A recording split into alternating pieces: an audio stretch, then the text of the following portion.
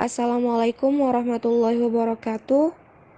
Kami di sini akan menjelaskan hasil diskusi kami yang berjudul Pancasila sebagai Paradigma Kehidupan Bermasyarakat. Sebelumnya, kami akan memperkenalkan diri terlebih dahulu. Nama saya Indri Rahmawati Sulaiman dengan NIM 2011300010 sebagai moderator dan pemateri. Di sini saya tidak sendiri. Saya ditemani oleh teman-teman saya.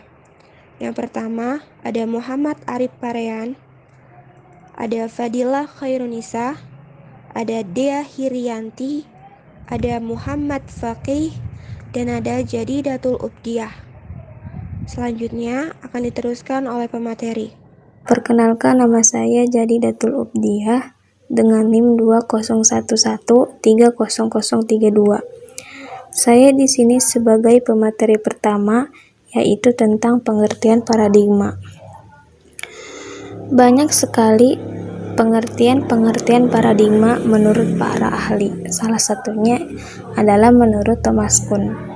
Thomas Kuhn ini adalah orang yang pertama kali mengemukakan istilah paradigma dalam bukunya yang berjudul The Structure of Scientific Revolution. Menurut Thomas Kuhn, arti paradigma adalah salah satu landasan berpikir, konsep dasar atau landasan berpikir yang digunakan sebagai konsep dasar para ilmuwan. Untuk pengertian kesimpulannya, paradigma adalah pandangan mendasar dari para ilmuwan tentang apa yang menjadi pokok persoalan suatu cabang ilmu pengetahuan. Istilah paradigma juga makin lama makin berkembang, tidak hanya di bidang ilmu, tetapi di bidang lain seperti bidang politik, hukum sosial, dan ekonomi. Paradigma kemudian berkembang dalam pengertian sebagai kerangka pikir, kerangka bertindak, acuan, orientasi, sumber, tolak ukur, parameter, arah, dan tujuan. Dengan demikian, paradigma menempati posisi tinggi dan penting dalam melaksanakan segala hal dalam kehidupan manusia. Baik, terima kasih. Mungkin hanya itu yang dapat saya sampaikan. Kurang dan lebihnya saya mohon maaf. Sebelumnya mohon maaf, izinkan saya memperkenalkan diri saya kembali. Kenalkan, nama saya Indri Rahmawati Sulaiman dengan NIM 2011300010. Di sini saya akan menjelaskan materi selanjutnya yang berjudul Pancasila sebagai Paradigma. Pancasila sebagai paradigma memiliki arti nilai-nilai dasar Pancasila yang secara normatif yang menjadi dasar, kerangka acuan, dan tolak ukur bagi segenap aspek pembangunan nasional yang telah dijalankan di Indonesia. Pancasila sebagai paradigma juga dapat diartikan secara umum merupakan sebuah pola pikir yang dijadikan sebagai landasan untuk mencapai tujuan pembangunan nasional. Tujuan pembangunan nasional itu tersendiri terdapat dalam pembukaan Undang-Undang Dasar 1945 pada alinea keempat, yang berisi tujuan nasional serta tujuan internasional bangsa Indonesia.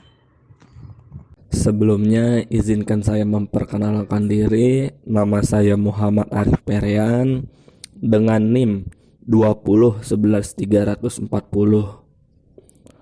Pancasila sebagai paradigma pembangunan, artinya Pancasila berisi anggapan dasar yang merupakan kerangka keyakinan yang berfungsi sebagai acuan dan pedoman dalam perencanaan, pelaksanaan, pengawasan, dan pemanfaatan hasil pembangunan nasional. Hal ini berdasarkan kenyataan objektif bahwa Pancasila adalah dasar negara dan menjadi dasar dalam meletakkan segala kegiatan yang bertujuan untuk masyarakat, bangsa, dan negara. Sehingga untuk melaksanakan pembangunan nasional maupun internasional harus didasari oleh nilai-nilai Pancasila. Pembangunan harus meliputi aspek jiwa dan raga. Aspek-aspek ini dijabarkan melalui pembangunan dalam berbagai bidang, yaitu seperti politik, ekonomi, pendidikan, hukum, sosial, budaya, iptek, dan agama. Sebelumnya, perkenalkan nama saya Fadilah Khairunisa dengan NIM 2011300024. Saya ingin menjelaskan tentang aktualisasi Pancasila dalam kehidupan bermasyarakat.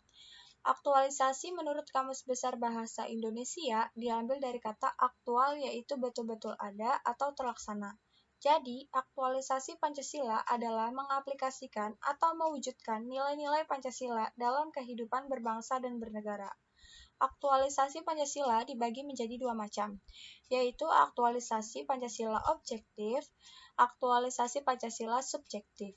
Aktualisasi Pancasila objektif yaitu aktualisasi Pancasila dalam berbagai bidang kehidupan kenegaraan yang meliputi kelembagaan negara antara lain legislatif, eksekutif, maupun yudikatif.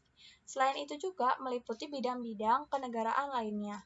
Aktualisasi Pancasila subjektif adalah aktualisasi Pancasila di setiap individu, terutama dalam aspek moral, dalam kaitannya dengan hidup bernegara dan bermasyarakat.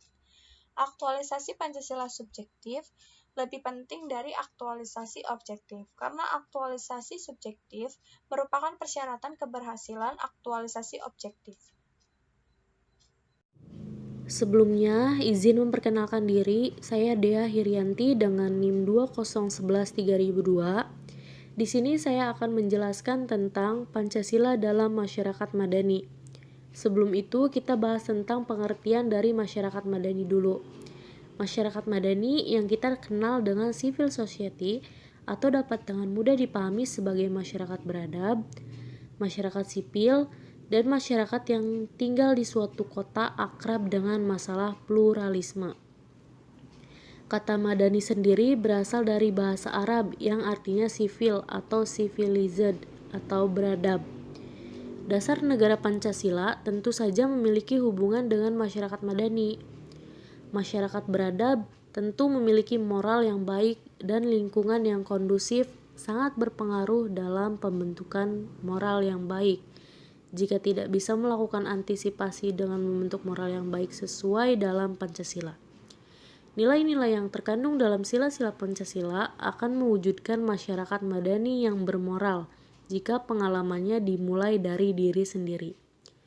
Dan ada pun cara yang lain untuk mewujudkan masyarakat madani yang baik adalah kerjasama antara masyarakat dengan pemerintah, karena banyak hal yang bisa kita lakukan, contohnya dengan pendidikan kewarganegaraan yang mengandung upaya sosialisasi, diseminasi, dan akulturasi.